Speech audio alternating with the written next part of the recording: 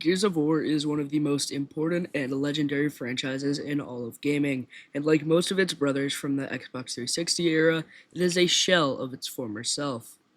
Gears was a big boom for gaming, changing the next few years' take on shooters and pushing the industry forward like only Halo and Doom could. Gears and Halo would be brothers on top of the Xbox empire and would be powerhouses until the whole Xbox company got simultaneous lobotomies. So let's dive into soul patches, chainsaw guns, awful dialogue, and talk about what makes Gears of War so good. Gears of War was released in 2007 and was a big hit, and it is still to this day the definitive cover shooter in the genre. It was released by Epic Games to be an additional killer app for the Xbox 360 alongside Halo, but it was different, and unlike many other games from that era, it wasn't striving to be Halo, it wanted to be something different. Gears throws you into a mid-war futuristic humanity on a planet called Sarah. Gears pulls no punches and throws you right into the action, forcing you to learn most of the real in-betweens on your own. Combat in Gears heavily relies on reaction and timing. The moment you forget to quickly reload your gun could be the moment you die. Gears' take on combat is a mix of everything great about tactical and more traditional arcade shooters. Hiding behind cover is the main and most important mechanic of the game, as there is really no jumping or strafing implemented.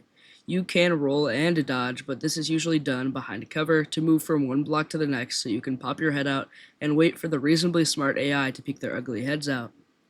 Speaking of the AI in Gears is quite intelligent, being able to use combat tactics just as you are. From hiding behind cover to flanking and retreating, the Locust Armada is a real threat. Unlike the grunts of Halo, very few enemies in Gears are that easy to kill. Difficulty is a big thing in Gears, and the game itself has 3 difficulty settings on default and 4 after beating the game once. The hardest of the 2 difficulties are no joke, forcing you to perfect every system the game has to offer.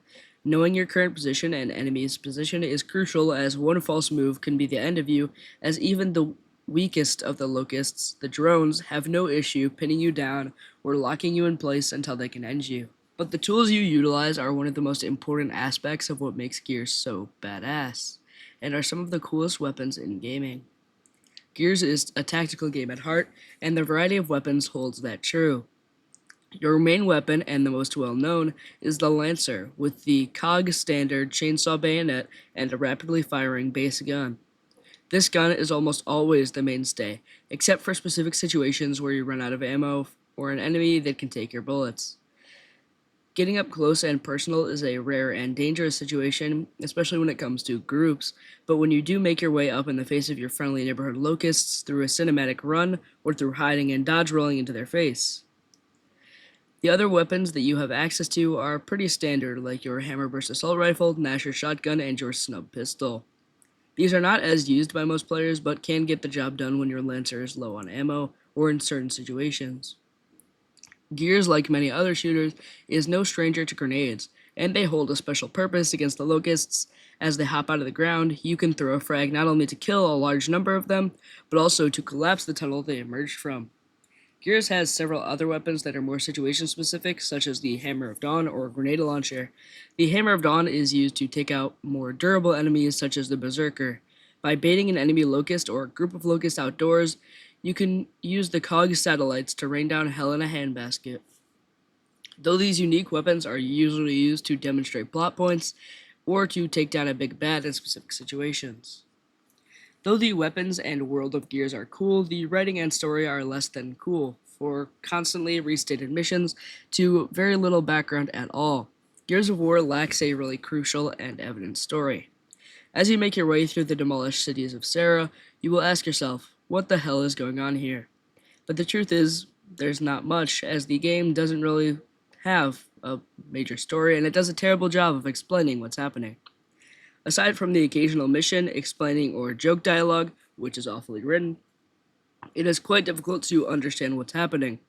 Almost everything we know about Gears is from games later on, or comics and short stories. But here, a quick breakdown of Gears of One's story. The story of Gears 1 takes place on a planet called Sarah over a period of 36 hours. Previous to Emergence Day, Sarah was a peaceful planet home to billions of humans, and everything was fine under COG, or the Correlation of Organized Governments. But little did literally anyone besides like 3 people know, a hive army of locusts was digging tunnels spanning across the whole entire planet.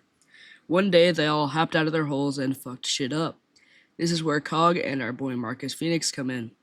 They started fighting, and Marcus did some goofy illegal stuff and was put in jail, and we basically don't really know much about that. 15 years later, stuff is even worse, and COG pardons everyone who was in prison, including Marcus Phoenix, who is freed by Dom. Throughout the story of Gears, your goal is to deploy a resonator to map out the Locust tunnels so you can finally beat them. You are teamed up with Cole, Dom, and Bard, who have their own poorly sounding and written dialogue. You make your way through grim and gloomy environments while you fight locusts and their variants by hiding, shooting, dodging, and occasionally chainsawing. The game is beautiful and still holds up to this day, and the sound of enemies and other events sounds great, allowing you to hear when you should pop out and fire. Aside from the terrible dialogue and occasionally slow moments, the game is great and matches up against that of Halo and the following games are just as good. But there is one more aspect of Gears that cannot be overlooked. Gears, like almost every large game of its era, had a multiplayer, and it didn't disappoint. Gears multiplayer is fun and addictive, but it is smaller in scale than things like Halo.